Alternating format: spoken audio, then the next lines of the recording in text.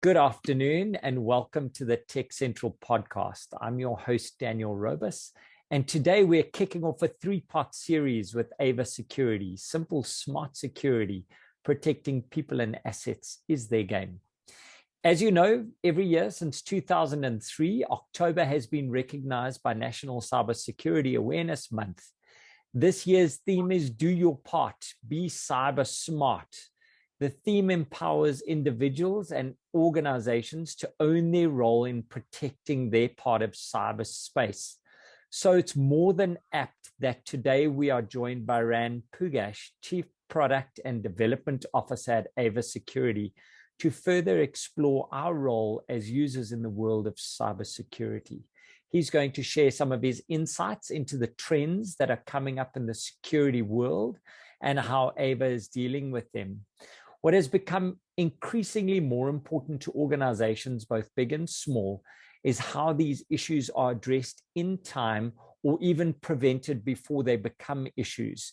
In this three-part series, we are going to be exploring issues such as insider risk, user empowerment, compliance risk, and others, with varying Ava experts and users alike. Listen in and see what's happening in the realm of data protection. Ran, as Chief Product and Development Officer at Ava Security, it's a long title. What do you do? So hello and thank you for the opportunity to have this conversation. It's a pleasure to be here. I primarily do two things. I define the product. We have a team of product managers, which together with me, we define the strategy, what we would like to achieve with the product, what would be the next features. And it goes all the way from where we would like to be in a year from now, all the way to what are we doing next week. And it's a unique position, and that's why I stress the product and development. I'm also responsible for the engineering piece of the cyber side of Ava, and therefore I also control the ability to execute. So we don't only decide what we would like to do, I can actually make it happen. It's a unique situation. Typically, product management is separate from the development. Yes. That's so exciting. Does Ava use an agile approach to it? What sort of methodology do you use behind the walls of Ava? Yeah, we do sprints, 2-week sprints, in which we decide what we can fit in those 2 sprints and then run. On top of that, we are a cloud company, so we don't typically have a 3-month cadence of releases. We constantly release new features to our customers, and they get them pretty much continuously. Fantastic. And this funnel of new requirements, is that coming from industry, from users, or from your dev team? The answer is yes. So we do market research. We are also in constant communication with Gartner. I'm not trying to publicize anything, just to mention that we get a few sources of what's happening in the market at large. We do have constant communication with our partners or our resellers. We never sell direct. We only go to market with partners, and they provide a lot of information. And we talk to customers. On top of that, there are bugs, fixes, support cases. So it all feeds into this huge pile of stuff to do. And the trick is to prioritize with relatively limited resources. Limited resources. You've got a team of about 70 people. Are they all based in London, or are they scattered around the globe? Most of the engineering is based in London, but we have an arm in Oslo, or a leg, depends, in Oslo as well. In Oslo, it's primarily the hardware design. We also have a video surveillance division, and camera manufacturing is based out of Oslo, the product design and making of the product. We have the front end, and designers are more than on the Scandinavian side, but the engineering is primarily in the UK. Awesome. I must say, I like both cities. I really enjoy Oslo. And when I was preparing for this, I got a picture in my mind that building a security profile is almost like building the defenses of a medieval castle. There are many facets that keep everyone safe. Their walls, their moats, their pillars, their weapons to repel attacks. But sometimes the most secure walls can be breached through a small unseen gate in the basement opened by an insider. And today, Rand, you've agreed to talk to us about the risk of the insider, both malicious and not. So I'm going to hone in on that because I know you can talk around the entire value chain from a security perspective, and maybe in subsequent sessions we can do that. But as the cyber threat landscape is evolving, is it actually such a risk, the insider threat, or are we making more of it than it should be? It's a good question. And I think when people hear insider risk, they typically automatically think about somebody leaving and trying to steal information. That is indeed the hallmark case of insider risk, but actually a phishing attack. It's penetrating through the existing users, which they're not doing it maliciously. They click a link and they actually allow somebody inside the network. So we actually see insider risk as the broader risk. And 80-90% of cyber attacks today attack through the users, through the employees themselves. It's easier to do. I came across a phrase called the human firewall. What is that and why is it necessary? And what does it mean to you? Well, to me, it means that the people that work in the company are also part of the vulnerability or the attack surface. And the more you reduce leakages through people, whether it's malicious or unintentional, you basically build a human firewall around your network. So we're making our employees robust and understanding of the threats of cybersecurity. Do you think, in your opinion, what you're seeing from customers, we're doing enough to empower our users to play that role, to be the guardians at the gate? So historically, or typically, what companies do is a cyber training to raise the awareness of the cyber risks and what you should do to stay safe. We in Ava don't believe this is enough. People forget. And we need to remember that people are not cyber experts. So they just try to do their job. And by doing so, they can be exposing your network to various risks. So how do you reduce that risk then? What does Ava suggest? What Ava suggests is a unique incident-based training where when an employee does something wrong, we don't just report it or alert on it. We actually provide an indication on the screen that tells the employee what you're doing is unsafe. Are you sure you would like to proceed? Or can offer them an alternative. You're using Dropbox, but we are actually using Google Drive at a corporate, or blocks the activity if it's really risky. So we can also prevent the bad actions from happening. Inform, advise, block. Yes. Okay, so you've got a threefold attack when it comes to stopping people from doing potentially silly things. If we accept that there are some people that have bad intentions, do you track even down to activity levels and these activities are out of the norm? Is your AI getting to that yet, or is that a future release? No. So it's a combination. You mentioned AI. I didn't want to use fancy terms. But you're right to do so. And we have a kernel level agent, which means we have very deep visibility to everything that happens on a device. And this rich context, whether it's the Wi-Fi used, which files are touched, file paths, DNS requests, USB sticks, we see all of that. And that provides a very rich context to what the user is doing. And following that, we can see irregularities in behavior on that and alert when something bad is happening. And we can not only alert, but we can block. Because we're sitting at the kernel, we can also prevent things from happening. And that's closing that loop is unique. Tell me, the threats are one thing, the baddies are getting even more bad. Work from anywhere must have exacerbated this challenge for security teams around the world. What are the trends you are seeing, and how is this impacting your customers when we think about this closed loop not being closed?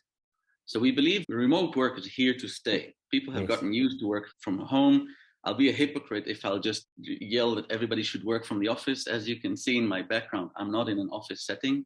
It'll take a while for people to come back to the office, and we believe the steady state will probably be hybrid. A few days in the office, a few days at home.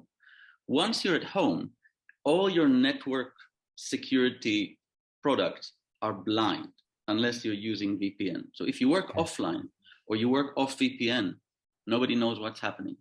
And for this to cover that aspect, you need to have an agent on the devices. You need to have this visibility of remote workers. So it's not only that you don't see what they're doing, they might have other people using their computers, like their kids, because they're at home and they let them play on the computer. Yes. They shouldn't do that. But again, I'm trying to be pragmatic and not just hypothetical. Okay. And when other people are using the computer, there are more risks. It can be stolen, It can get lost. So there are a lot of vulnerabilities that are heightened when people work remotely. And you need to find ways to address that. And we believe we do. So one of these, you've spoken about an agent on the device. Are you saying no devices or corporate devices should be as is? Are you saying each should have something on there? You're a fan of the Big Brother? I wouldn't call it the Big Brother. I'm not a fan. Okay. I'm just saying that if it's a corporate device, it's a corporate asset and you need to protect it. And the employees should be aware that this is a corporate device. Yes. Now, whether you can use Facebook with that device or not, I'm not the one to judge that. That can vary by companies. Banks are different from design companies. Yes.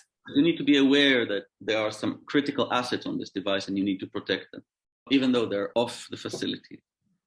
So hypothetical scenario, we have a dev team where we augment our development environment with contractors. These are new people coming into our environment, their own devices. Bring your own device, bring your own location. How does that fit into it? Is that another risk that is unmanaged at the moment, or is it fairly simple in the world of security? So it's definitely another risk as long as you give them access to your network. Of course, you can segregate the networks and only provide them access to something which is more public, but typically the third-party providers need to have access to your sensitive assets. In that case, you can put a condition that they have to install an agent if they would like to work with you. Okay. It doesn't have to be on everything. It can be on the most sensitive cases, but this is definitely doable. This is not something we invented. No, but it takes away that insider risk, doesn't it? And if I circle back, we've seen this explosion to work from anywhere. We've seen everybody working from coffee shops more and more, from home, all the rest of it. This digital first approach, do you find that security is often after the fact in customers that aren't Ava Security customers? Or do you think security has the right place in the pecking order now, today? I wouldn't want to argue that a customer that doesn't use us doesn't think about security. No. I do think that there are different approaches to security, and we believe in security in layers. So it could be that what you're doing is decent. What we're providing is another protection layer. Okay. I would give an example on phishing attacks. We are not a phishing solution. There are great solutions out there, but we do have visibility to web browsing and email activity and what users click on. So we can provide another defense layer and we can block activity. So we see that as an add-in and just another security and defense layer. For the external environments, like browsing on Wi-Fi at the airport without using a VPN, those are areas where most tools out there are exposed, and that's our strong area. Okay. Yeah. What worries you most about insider issues today that you're seeing from your customers? What are some of the scary trends that are coming through? It's an interesting question because it's hard to capture all the cyber risk with one thing, but I'll just give an example. I think the proliferation of online cloud tools poses a big threat to companies. And I'll give a very simple example from a real customer case. Okay. It's a retailer, and they had a legal rep that was working on a lawsuit, and they wanted to convert their file to PDF. So they used an online PDF converter. By doing that, they literally just send all the case details somewhere online. Now, to the security personnel, it sounds horrific. Yes. But to a person just trying to do their job, using grammar correction, PDF converters, other measurement converters, there are those things online where you just send stuff without knowing who sees it. It's not encrypted on the way, who listens on the path. Yes. This is a very simple example of an insider risk, which is not malicious. They were trying to do their job, basically. Yes. And I cannot say that they're stupid either, right? They don't understand cybersecurity. They might be great lawyers. So that's the risk. There are more and more things like that where an ad, you manage everything, your calendar, your grammar, everything goes online somewhere and you just trust it. I think that's a risk primarily for the innocent workers. I mean, I had such a violent reaction there, but now if I'm, again, to use you, not a hypocrite, I do that all the time. So it's quite a scary thing when I think about how many of these tools that I access that I don't know where they are from. So how do we improve our users' postures? You've said about in-context training. We've said the 3 steps: a warning, an alternate, and a block. What else can we do to minimize the insider threat from naive users? What is the top 3 things that you would say to a CSO team or security team to get their users better, or even a financial director? Yeah. So the first thing is that you need to be able to identify these cases, whether you do it in real time, as we do, or even after the fact with other tools. You need to be able to identify and measure these cases and measure them over time. That's the first, you need visibility. Otherwise, you're blind. Once you have visibility, you need to be able to interfere. Now, it can be identifying the top 5 users who constantly do these breaches. And it's typically the same people, right? There is a concentration of these things. It's not evenly distributed. You need to find these people, train them, give them the tools they need, provide clarification of how do you do, you use the corporate storage instead of your private storage, box or. Yes. So you need to train these people, and ultimately you need to measure it over time and repeat. It's a loop. So it's an ongoing improvement process and reducing your attack surface. It almost seems impossible to get to the winning line of security. So this is an ever-evolving environment. What is Ava doing in order to keep our customers at the front of this from a security perspective, ahead of the bad guys, having higher walls than the neighbors, I guess? So as you mentioned, it's a race. It's an arms race, basically. And you don't win. What you try to do is create a livable environment or risks that you can accept and understand. We constantly improve the product, enriching more the visibility, adding meaning to what we see. So just to give an example, there are website classification tools out there, and they can tell you whether the browsing is done on a gaming site or an adult content site, etc. So we're adding this information to enrich the visibility that we already have. So we don't only show you what we see, but we also try to add a meaning to that. And then that enables or empowers the analyst to better triage, get a better context, and ultimately reduce false positives. And that's a big focus area. So we don't want to cry wolf every time. Because then security loses their place at the table, don't they? Yes. And the more you reduce false positives, you allow the analyst to focus on what really matters. So now you've spoken about the analyst. Is the security from a user perspective now is still the hallowed ground of a security team? Or are your users and the insiders that are pertaining to you moving more into the operational area of the business? Is it becoming integrated in our everyday business, or is it still something that's looked over and an oversight? What are you seeing? The way I see it today, and I think it'll last for a while, because of the complexity of understanding of stuff, we still see it at a minimum an IT professional that uses our tool or uses our partners providing services to analyze what we see. And in most of the customer cases, there is a chief security officer or an analyst team looking at the results. You still need professional eyes to understand what's going on. The dream that somebody from HR will just have a look at the screen and understand exactly where exfiltration is happening is a bit far-fetched, in my humble opinion. Okay, that's good to know. So this is a specialized area. This is something you need to be a Zen warrior to be doing this going forward and have a mindset for it. You need to be immersed in it.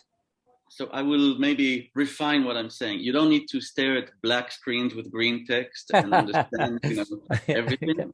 The user experience we provide is human friendly. It's not by cyber specialists for cyber specialists. It's designed for the simpler user or the lower level analyst. But the depth of understanding what's going on, you can't go around it. Cyber is a complex problem. Yes. Ren, I want to ask you three specific questions. And the first question is, what is coming out of your dev team in the next 6 months that you're super excited about? One thing that we are super excited about, and I cannot share too much details about it clearly, but we are putting a big emphasis on scalability and the ability to triage things faster. So we're adding some automation or smartness into the whole alarm mechanism to make it much easier to understand what is happening and to resolve cases quickly.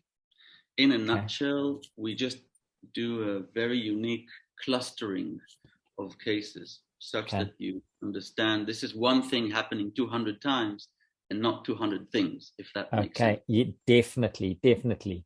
Oh, that's exciting. And release date for that? End of Q4. That's exciting. I'm looking forward to hearing more about that. Then the second thing is, in your position, what is your focus for the next quarter? What are you getting your team to focus on for the next 12 weeks?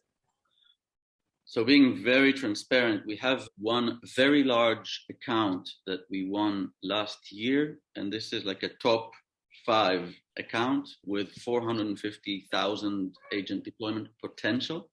So we need to make this a success, and quite a lot of our dev resources are on this case to make sure that the deployment is smooth, and there's a lot of features coming from that account or that customer, but these features are for everybody, right? We democratize everything. Yes.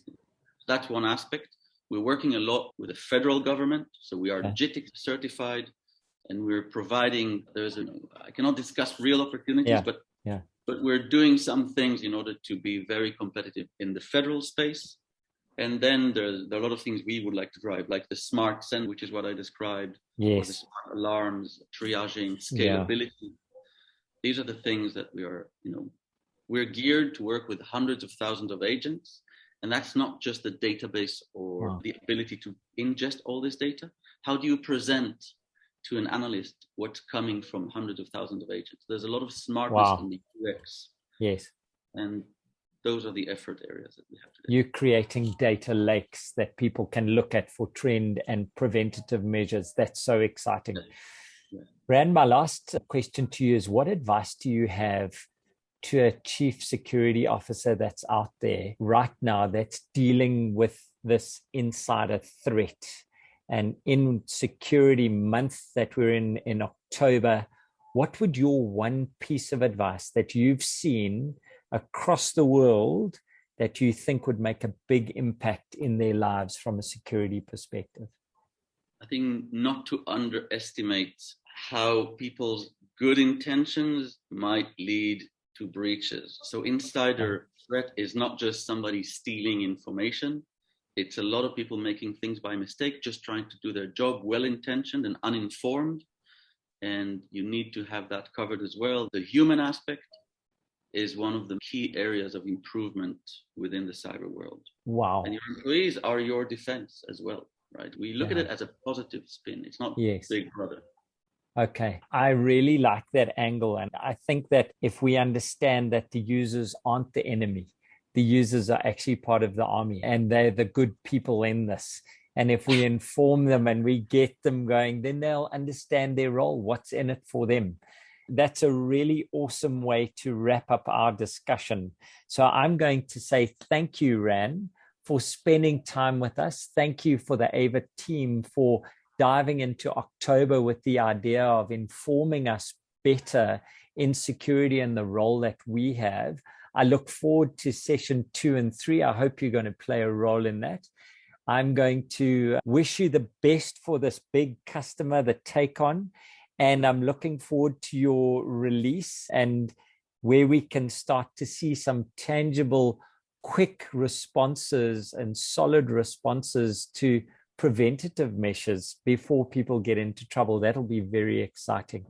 Anything you want to conclude with? I would just want to add for our South African audience that we are working with Solid 8, which are a partner that is based in Randburg, Johannesburg. So if somebody has more questions, feel free to contact them. Perfect. Speak to Santana. Yes, they're great. Thank you for that. From me, Daniel Robus, the host of Tech Central's podcast, I'd like to thank you for joining us for this episode. Ran, you've been outstanding. I hope you have a wonderful sunny day in London.